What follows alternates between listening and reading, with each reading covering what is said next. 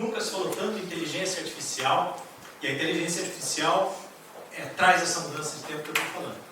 Assim que uma mudança de tempo, vem uma mudança de reinvenção da nossa postura como profissional, como colaborador, principalmente na área financeira. Surge a necessidade do aparecimento de novas competências, do desenvolvimento de novas competências, principalmente para a gente. Então, cartesiano na forma de lidar com os negócios. E depois vamos conectar esses dois atos com o último, que é o supply chain. Ou seja, como isso tem a ver com gestores financeiros, líderes financeiros, o que isso tem a ver com a reforma tributária. Então, tentar fazer uma conexão com tudo isso e mostrar que tem muito dinheiro na mesa e pode ser aproveitado. Então, esse cara aqui falou que a mudança é a única constante da vida 500 anos antes de Cristo. É uma frase tão impactante, tão verdadeira nos dias de hoje, que a Price colocou essa frase no relatório dela chamada Leadership Hub, já olhando para a tendência de 2025. Então, depois que tiver acesso a esse material, baixem esse relatório. É um relatório que traz muita visão estratégica para todos os tipos de negócios, para todos os profissionais do mercado. A Deloitte, um relatório chamado Crunch Time, um relatório super atualizado, ele classifica, ele qualifica ali e fala do termo Dynamic Finance, ou seja, as finanças de forma dinâmica. E eu uso aqui uma liberdade poética para falar da finança antifrágil, né? Que é aquela área que tem que estar se reinventando e tem que ser resiliente, enfrentando os desafios, para poder liderar e modelar cenários com outros líderes da companhia diante dessas mudanças todas que vão impactar a gente também pela reforma tributária. A gente tem que ajudar a liderança a adaptar as nossas organizações para novos crescimentos, para novas aquisições, M&As, para redução de custo, por que não? A gente tem que criar locais de trabalhos intencionais, onde os novos talentos, a nova geração, encontrem sentido naquilo que ela faz. Ainda diante de um tema tão pesado quanto a reforma, tão técnico quanto a reforma tributária. Né? E a gente tem que identificar, obviamente, mitigar todos os riscos decorrentes dessas transformações todas. Os princípios que a Deloitte aponta do Dynamic Finance são bastante importantes. Aqui a mentalidade de transformação, a tríade tempo, processo, pessoas e tecnologia. Vocês têm que encontrar, o agente como profissional tem que encontrar o balanço perfeito dessa tríade e potencializar isso. E tecnologia está aqui, a Unitax, que resolve isso para a gente e outras tantas empresas como a própria Comex que resolvem as questões de tecnologia, mas pessoas e processos vão ser parte dessa tríade fundamental do desenvolvimento. Primeiro as máquinas, depois as pessoas. E aqui não tem uma questão de preterir o ser humano, muito pelo contrário, tem uma questão de valorizá-lo cada vez mais. Eu acho que todo mundo aqui está cansado de ver profissionais formados em mais de uma graduação, fluentes em mais de um idioma, presos atrás de máquinas, processando, conciliando, gerando, criando fórmulas específicas para... E aí a gente está deixando de ser o que a gente... ou deixando de fazer o que a gente faz melhor, que é realmente sermos mais humanos. Então a tecnologia vem para potencializar as nossas características, nossa potência mais inata, que é a nossa capacidade de pensar, raciocinar e tomar melhores decisões com base em processos estruturados. Então tecnologia sempre em primeiro lugar. Walter Longo, executivo da Abril, fala o seguinte: nenhuma máquina, nenhum homem é melhor do que uma máquina, mas nenhuma máquina é melhor do que um homem ou uma máquina. Então é a soma e não subtração. Informações em tempo real e dados para montar histórias, ou seja, um volume gigantesco de informação disponível, principalmente no varejo, nas indústrias todas que estão representando aqui. A questão é como olhar para isso de forma estratégica e no tempo que os negócios precisam. O mundo vai já em 2025 um volume de 180 zettabytes de informações. Isso dá aproximadamente 240 bilhões de iPhones lotados até o talo. É como se cada pessoa de qualquer idade no planeta tivesse 30 iPhones lotados. Então, tanto de informação que a gente vai gerar em 2025 e a gente vai ter que lidar com essas informações. E por isso, tech sem arrependimento. E aqui tem uma questão do surgimento das startups. E muitas grandes companhias que estão representadas aqui, por questões de compliance, apesar de que algumas já estão se envolvendo nos programas de aceleração e de incubação das startups, muitas têm uma certa resistência, porque afinal de contas é uma pequena empresa que está começando, que riscos ela traz para o meu negócio se eu investir numa tecnologia que ela está trazendo para mim. Mas as startups elas trazem uma condição nichada e muito importante para complementar as soluções das RPs, a gente vai ver como. E perceber, aprender com os erros, entender como mitigar esses riscos todos que a gente tem pela frente. A transformação digital, nesse âmbito, ela vem a galope e ela traz consigo também essa questão toda dos dados que eu falei, né? Então, o volume que a gente vai ter disponível no mundo de informação com as quais vocês vão ter que lidar no dia a dia é impressionante. Eu dei o exemplo ali no slide anterior dos zettabytes, né? 181 zetas, muita informação e principalmente de forma não estruturada. Porque hoje a gente está olhando para número, mas a gente vai ter que olhar para número, para texto, para imagem, para som, para vídeo e conectar e dar sentido para tudo isso. E a tecnologia disponível hoje consegue dar para vocês esse poder de processamento, para vocês tomarem decisões também em bases de dados não estruturadas. E ciclos de negócio mais curtos, né? Ou seja, olha, uma turbina de um avião, ela leva 2 anos para ser construída. A SpaceX do Elon Musk, ela faz um motor de foguete da Spaceship em 48 horas. Uma empresa ultra verticalizada, ultra tecnológica. Vocês acham que o time financeiro, se for uma companhia dessa, tem tempo para processar planilha, para consolidar dados para uma reunião de sexta-feira? Ou seja, você vai estar vendo dados de 3 dias anteriores, não dá tempo. O cara produz uma turbina de foguete por cada 2 dias. As informações têm que estar disponíveis para esse cara, para esse time de tecnologia, para esse time de engenharia em tempo real. E cabe a vocês, gestores, líderes das áreas financeiras, estarem preparados para isso. Porque o negócio de vocês vai demandar esse tipo de velocidade. E finalmente a Analytics passa por conta disso a não ser uma exclusividade da área financeira. A gente vai ver um pouco mais para frente que hoje nas companhias a informação está democratizada. Executivos de outras áreas passam a ter o mesmo acesso que vocês têm nas informações financeiras dos seus negócios. A questão é o papel de vocês, dos gestores, dos líderes financeiros, de validarem com seus departamentos de tecnologia se a origem dessa informação, se o formato, se o escopo, são escopos, formatos de origem e origens corretos para serem analisados por qualquer um da companhia. Né? E aí tem um relatório muito legal também, o Finance Predictions para 2025 da Deloitte, outro relatório bacana para a gente poder avaliar, que fala o que se espera da área financeira, dos gestores, principalmente financeiros, para os próximos anos. E esses caras costumam acertar nessas predições. Né? Então fala-se ali em uma Finance Factory, uma fábrica financeira. Tudo vai ser touchless, tudo vai ser automatizado, autônomo. Não tenham dúvida de que a tecnologia, a gente já fala aqui na terceira, quarta geração de motor tributário, essas tecnologias vão cada vez mais fazer esse trabalho mais maçante de digerir, de processar e gerar resultado para vocês.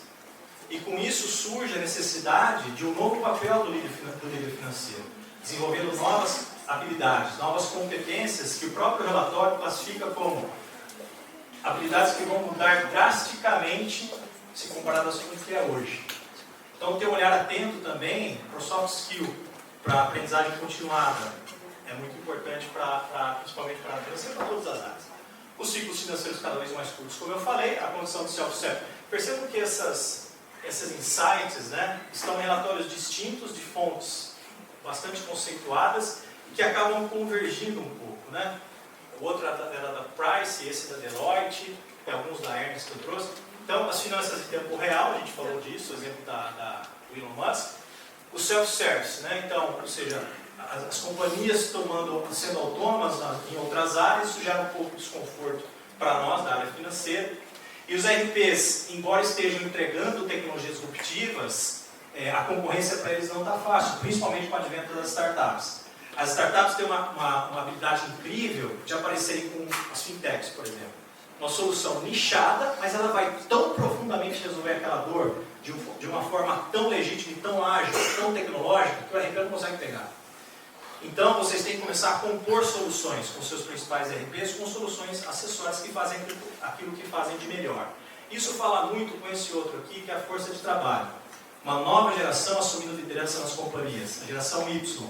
Os caras nascidos na década de 90, hoje com 35, 36 anos, assumindo uma posição de gestão média, e que vão liderar squads mais jovens ainda, da geração Z, os ativos digitais, absolutamente. Esses caras falam com tecnologia. Esses caras resolvem a sua vida com aplicativos. E não tenham dúvida de que essa cultura vai ser levada para as companhias. Os RPs passam a ser um backbone central, mas múltiplos aplicativos vão estar conectados, porque esses caras vão trazer isso como cultura de gestão de negócio. E dados? Dados é uma questão interessante, né? Esse cara aqui, todo mundo conhece essa frase, né? O dado é o novo petróleo. Né? Todo mundo já ouviu falar disso. Essa frase é atribuída a esse cara, o Clive Hamby. Ele é um matemático inglês. Ele falou isso em 2006. 18 anos depois, em 2024, nesse ano que nós estamos, o Gartner CIO Report aponta que o Analytics é a segunda prioridade e preocupação dos CIOs do mundo. 18 anos atrás, alguém falou que o dado é o novo petróleo. 18 anos depois, o dado ainda é um problema. Muito dado para processar. E para finalizar essa primeira etapa, muitas barreiras precisam ser ultrapassadas ainda. Principalmente aquela ali, silos funcionais. As companhias funcionam em silos. E vocês, gestores da área financeira, fiscal, tributária, não conseguem estar em todos eles ao mesmo tempo. A grande questão e o risco é quais as decisões estão sendo tomadas nesses silos.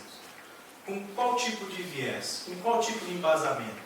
Uma reforma tributária desse tamanho acontecendo, como a gente garante que há uma unicidade na tomada de decisão, olhando sempre para o bem da companhia?